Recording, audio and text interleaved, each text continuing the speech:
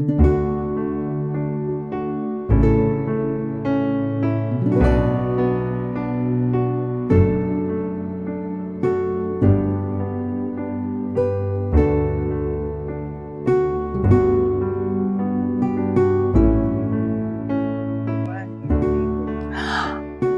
so let's come to the contemplative pause.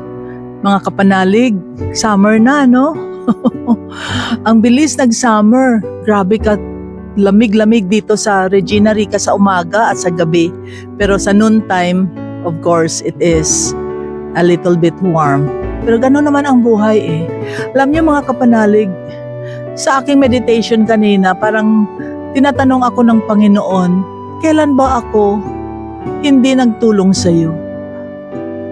Why?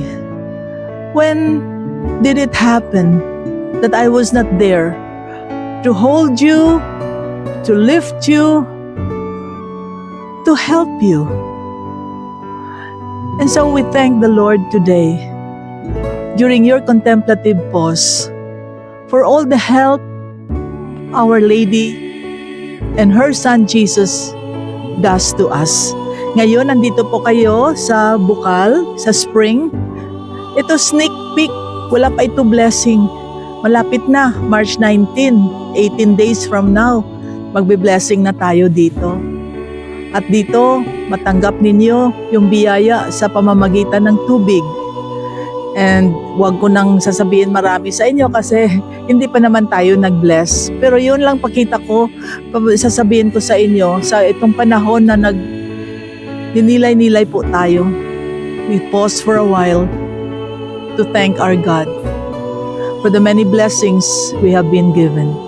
So thank you, Lord, na napakita mo sa amin itong secret, a hidden treasure ng Regina Rica sa pamamagitan ng Hidden Spring dito sa Regina Rica.